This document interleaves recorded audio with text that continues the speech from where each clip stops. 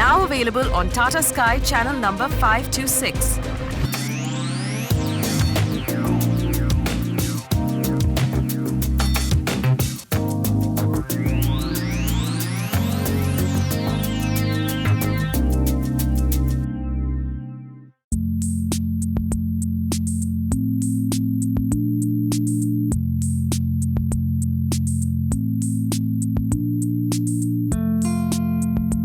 What happens when two friends decide to blend together their eclectic style and innovative design?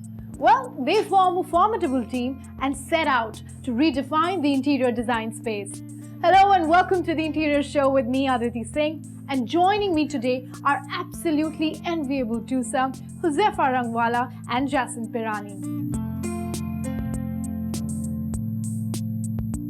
Hi, I'm Josefa Rangwala. I'm an architect by profession. Hi, my name is Jason Pirani and I'm an architect. So we call a studio Muse Lab. For us, our clients are our muse. And lab because we do not want to limit our services to architecture and interior and design, because design is a lot more than just architecture and interior design. If I have to say, as far as sharing responsibility is concerned, I can definitely say that Jason is big on colors, big on experimenting with things, whereas I'm more of the person who sort of likes to control things in the sense that give sort of a pragmatism to sort of the whole situation. I get dreamy, I get whimsical, and Josefa puts me in my place. The concept is always our backbone. Yeah. And for us, there's nothing bigger than the project, not even the client and not even the architect. Yeah. So we always make sure that the story or the brief is narrated to its most truest or honest form. Hi Jason. Hi. Hi Josefa. Hi. Well, I have to say to start with that this is a cute little nook in the middle of this busy street. So tell me something, at what point did you guys decide to get together and collaborate and create this? We've been friends since 2004, but 2008 is when we really decided that, going forward, if we were eventually to get out of our jobs, okay, I think we had to do something together. We thought that there's a lot more energy when we are together and we can create stuff. Yeah. Of course, the first project was where, sort of heads clashed. But then I think we sort of figured out that, where I should step back and where I should let him step up. And you have to put that lens also, that, let me look at it from his point of view. Yes. And then, like we mentioned earlier, like the project is the king. So, you cannot ruin a project just because of two egos. It's on my idea and his idea. It's our ideas. Together as a team, what is your signature style? Being a young practice, it's still evolving. But what we make sure is that the brief given is followed to the T. Like a client comes up with a bizarre painting and you don't like it, but you have to act. Yeah, you have to be like, okay, we will incorporate it. So the way we go around it is maybe we frame it interestingly, a bolder frame, or the way you mount it. So then that's where you sort of like, okay, where the frame gets that importance, and then the image just becomes a support. Got it. That's an interesting takeaway also. How does your style translate in this space? Because, we are very clear that when we design something, it doesn't have to be minimal, but it has to be organized. It has to be clutter-free. Whether it's the use of, minimum furniture, the use of small artifacts, it's the use of this magnificent facade that we sort of, got, and like we say on our website as well, the idea is that when a person leaves that space, they have to go back with a story. It's an experience that you create and not just designs. Yes, so now tell me about the facade, because that happens to be an outstanding piece amongst all your creations, for which you also received an award. True. Now, how did this idea come about? We did not want to expose ourselves entirely because it is a huge facade. So if it was all glass, that'd be like a lot of inside out happening. Yeah. And we also had to create a screen where we didn't feel like we are caged inside. So obviously the whole idea of creating a pattern which sort of creates moments and moods based on light, based on reflection, based on refraction, or whatever it is, it sort of just creates a sort of drama within the space. So we never really, feel bored of this screen. The facade has 3 openings within it. There's a perforation, which is a complete see-through. Then there is a hinged perforation where the opening is hinged. And then there's one which is pivoted. So it's pivoted from the center. So they sort of create these interesting dramatic patterns within the space. So as you walk in, the next layer that you see is the library, because you experience the double height and you look up, you see the library unit, which is also the railing for the upstairs space. But we wanted it to look visually light. That's when we thought that it would be nice to sort of reflect those openings within the library space as well, and to sort of be playful as well and not a blocked sort of unit. It's actually quite interesting because no one could have thought of grills having a magical effect that you have created in this space. As a practice, we are very clear that whenever you use a material, we want to use a material in its true form and sort of not, cover it with something else. So that's if you see whether it's the birch ply that we've used. We really love the way when the ply is cut and when you see the grains on the side, as opposed to any normal ply. The way we've designed our workstations, the way we designed, let's say the staircase was an existing staircase that moved up to the loft, which was also an existing loft. But then we just sort of, peeled off the existing, gypsum board, and just revealed this nice quota. Yeah, in fact, yes. Please go ahead and tell me what is the idea behind having a bare minimum look? Sometimes, it's just nice when things are in their bare form. If you just hide it, then you never know that it exists. Tell me about the kind of lighting that you've used in this space. We do have a lot of natural light that filters in, but in addition to that, we do need task lighting. So for the workstations, we actually are using these products. They're called Corvi. It's a brand manufactured in India itself. And it has won a Red Dot Award in Singapore. It's a great product. We highly we use it on a lot of our projects. And for the discussion table, we wanted something interesting. We wanted something fun. So we took sort of the birch itself and we created a frame around the LED tube light. And we created these pieces for the discussion table. So it turns out that attention to detail is one of the most important factor in your design process. And we can actually see it through the choice of birch ply, which you opted for because of the raw look that it has. So tell me about the attention to detail that you've used in other elements here in this space. Well, if you look at our workstations, it's a birch top. The legs are in wood, in BTC. But just behind the computers, we've created these vertical shelves. I'd say vertical partitions, which sort of, create an organization for, your books and your drawings and whatnot. There's a nice slit on the side.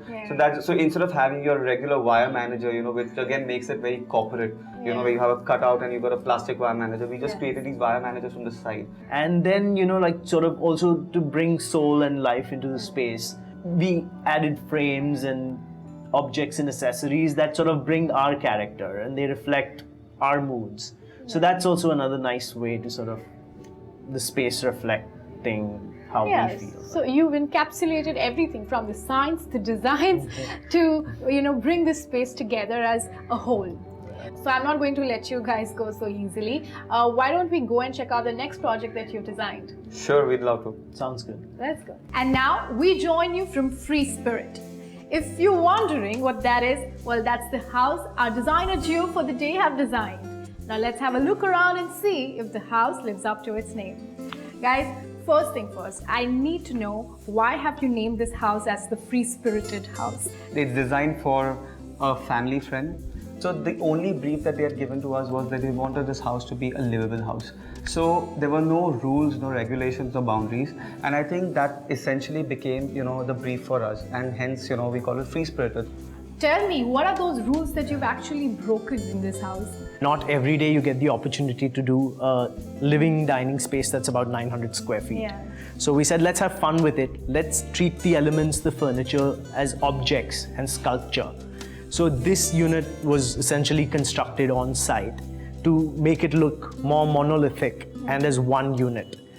So it's an island which actually sort of doubles up as the dining area, but also sort of transforms into this really nice seat which sort of faces the television. So what happens is that in the process we are using this to sort of divide the space into like a formal dining area on the other side and informal TV viewing area. But tell me something, having a structure as bulky as this, doesn't that limit the opportunity to sort of experiment in the space? Not exactly, because I think it in fact becomes a conversation starter at times, because it is something that everything is organized around. And what did the client think about it? I mean, did they know that this was coming? So of course, we presented the layout to them. We presented like a conceptual design. You know, there was a presentation, and they bought the idea. So There was this conversation where, you know, like one of the family members was like, oh, I can't, you know, sort of cut through the space.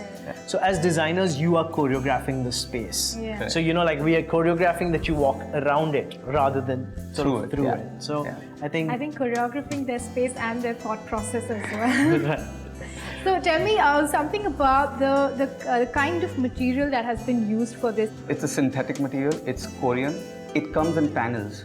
But then once you lay the panels and you just buff it, you can get a complete seamless finish. So if you see when Jasim was talking about the whole monolithic feel to it, Yeah. you know, we were able to achieve that because we use this material. This thing really caught my attention because it's not the usual center table that we see. no, it essentially doubles up as a footrest as well, but it can also function as something that, you know, you can pull out and it becomes additional seating when you have more guests. Yes. Also, tell me about the lights, the choice of lights here. You've used something which actually doesn't look like lights unless they're on. It's a 900 square feet ceiling, so when you're looking at it, sometimes light fixtures, when they're switched off, they don't look that interesting. So these lights were actually customized, these LED lights, they are on dimmers.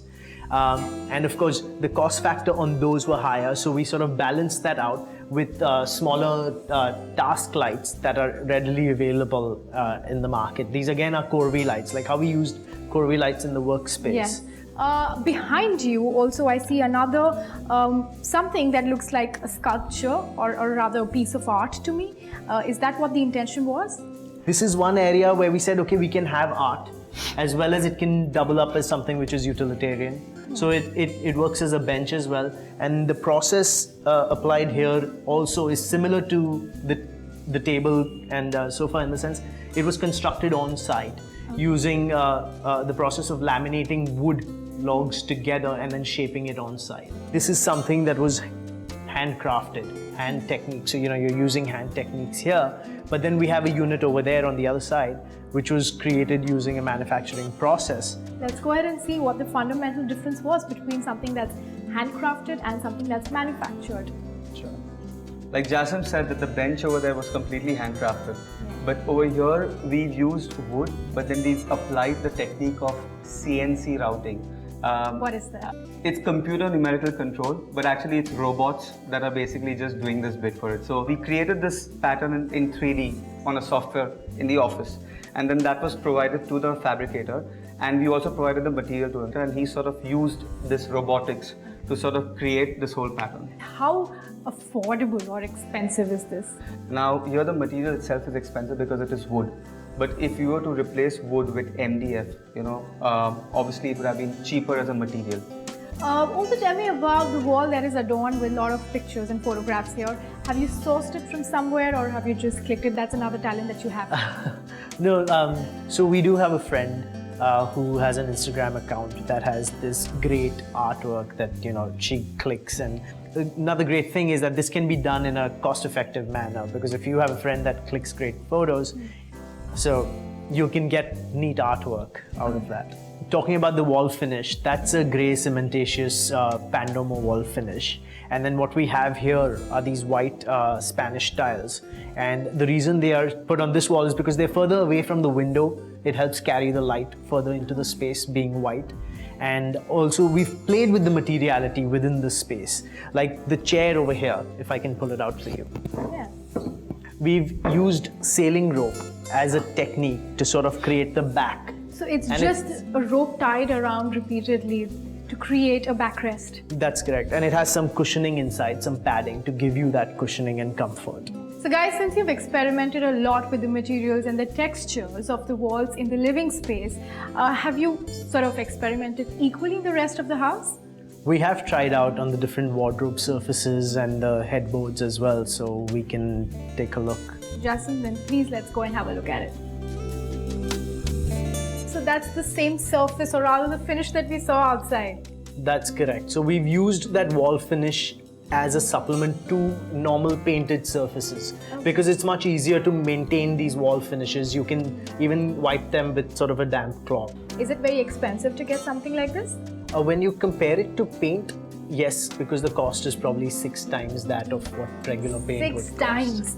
But Yes. can I then get the same effect by just using paint and painting it in a way that I've never been a painter? There are textured paints that you get if you look at Asian paints or any of those paints that are readily available locally as well. Yeah. So you get textured paints that behave in a similar manner. Yeah, so why did you go ahead with that rather? That is because I think this has more longevity. So, and this also acts as a sort of a waterproofing material barrier as well. Alright.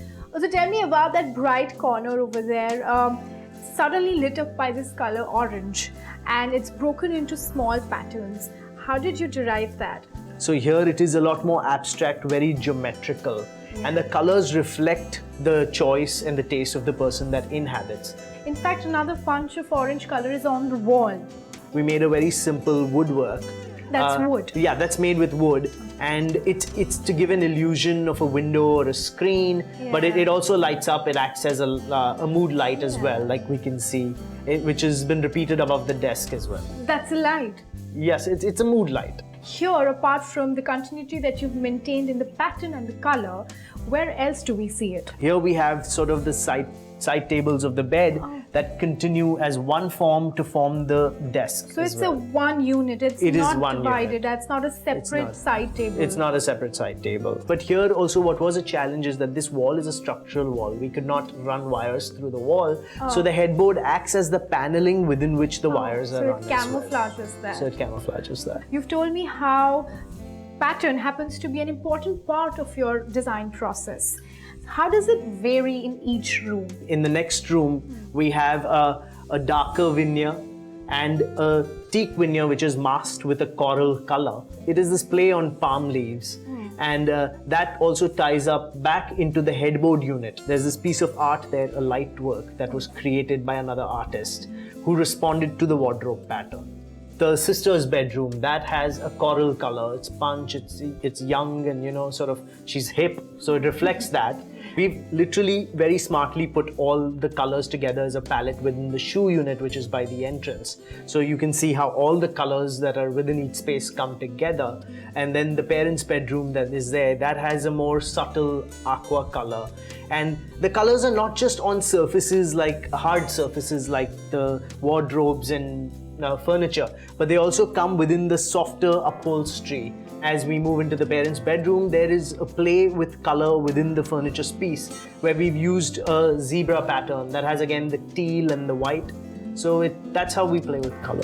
On that note, we don't want to let anyone go without informing our viewers and giving them more knowledge on what you know the best. So without further ado, let's talk about patterns a little bit more in detail. Sure.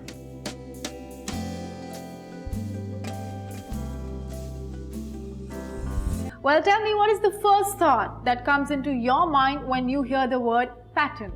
Some sort of a design on bed sheets or curtains? Well, let me tell you, it's not just about that. Patterns has got a lot more to do with it. And who better than our designer duo for the day to give us a different perspective on patterns? Guys, so tell me, we've often talked about patterns, and a while ago we were actually only talking about patterns. So what is pattern with respect to decor? So I think for us, you see patterns in everyday objects. You see patterns in nature. You see patterns in, you see patterns in the city. You see patterns, like you said, in fabrics. You see patterns in textures. So, today if you look at, a bare brick wall, you see a certain pattern. Yeah. You see patterns in how the bricks are also sort of laid up. It adds a visual interest. It exudes a feeling. And it evokes an emotion. That's what patterns do. So speaking of patterns, there's actually a query that's been sent in by one of our viewers regarding patterns. It's been sent in by Agnello from Mumbai, and he says, my father has a small cafe which I want to renovate. I want to introduce European vibe in the space. What kind of pattern in terms of color and design should I have on the walls to achieve the European theme? What he can do is, he can actually use as a nice motif, a motif that could be inspired from, Eastern or Western European, patterns, and that could basically Run through the entire floor. And then you don't need to really do much to the walls, because then that essentially becomes the element for the cafe. In your opinion, what are those do's and don'ts that people must consider while going ahead with patterns? One of the don'ts is that don't go over the top with what you're doing with your patterns. So a pattern always comprises of a module which is repeated, and that module could be sort of, it could be played around with, right? Yeah. And obviously then adding color and texture to it, sort of, added. But then you got to know, you have to limit the number of colors if you are not confident. Like if you literally just had black and white stripes all over this floor, it would change the space, but it would also be a strong element. Yes, definitely. It's simple. You will not wear a check shirt with a striped pant. Yeah, well, that's the best example. That explains everything about patterns. So after that quick insight on patterns, let's move on to the next query, and that's sent in by Kartika from New Delhi, and she says, my new house is in its final stage of completion. I don't want the back side of my entrance door to look bare and blank. What is the solution for this situation? So basically she wants to really do up the back side of her door. Well, I think there are many options, because it could be a solid door. You could have fun with the door. It could be a bold splash of color, so it becomes a statement. Or it could have a pattern, or it could be just as subtle with like use of simple veneer with a natural matte polish. So that gives importance to the grain of the veneer. Yeah. So I think there are plenty of options there. Shifali's query from Chennai, and she mentions her daughter wants a Victorian theme for her bedroom. What kind of color palette and furniture should she opt for to give the room a perfect makeover? Okay, so this is a little tricky, because it also because depends. it has a daughter. She needs to. No, but it also got to do with the scale of the room, because if you look at Victorian, furniture, or Victorian sort of language, it always was very opulent. It always you had large rooms, where you could sort of have like a large bed, a 4-post bed, or a large chaise or something like that. So it has to do a lot with the scale or the size of the room that she has. But even otherwise, I think as far as the color palette is concerned, she would definitely have like a lot of reds, deep reds, and a lot of navy blues, royal blues, a lot of velvet, a lot of tassels. The fabrics can be the rich velvets, because those also come in an affordable range. But instead of using gold sort of platings or gold paints, we can sort of make it more contemporary with whites. All right, so you're saying that fabrics should be something that can be opulent, and rest, if she needs to balance her budget, she could play around with the color white. Yeah. So with that, it's time to move on to the last query of the day. Darshan says, my elder brother is getting married. He loves Indian style and decor, but my sister-in-law is from Italy. How do I plan the interiors of their room, which has the perfect blend of both of their preferences? I think that's a tricky combination. I think that maybe, for example, if the woodwork is done in more Indian motifs, the carvings are done, so it's more neutral, the palette is more sort of, you have teak that you can use, which is easily available, and the colors could be inspired by Italian colors.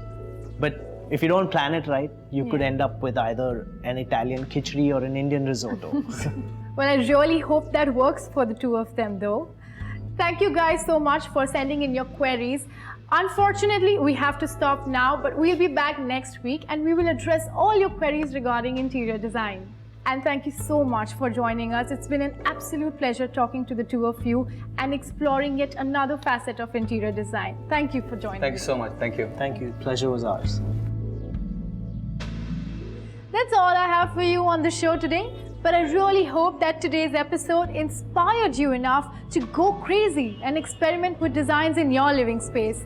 And of course, I'll be back next week with yet another interesting episode of The Interior Show. Till then, goodbye.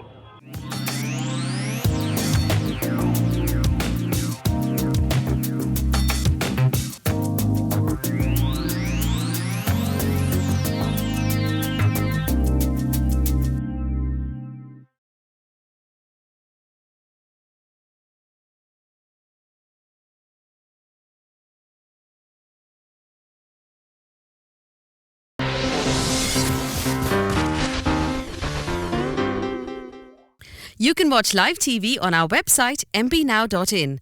Find us on Facebook at facebook.com/Magicbricks Now. And don't forget to click the like button. You can also follow us on Twitter at Magicbricks Now. To stay updated with all our programming, hit the subscribe button on our YouTube channel by logging on to youtube.com/Magicbricks Now.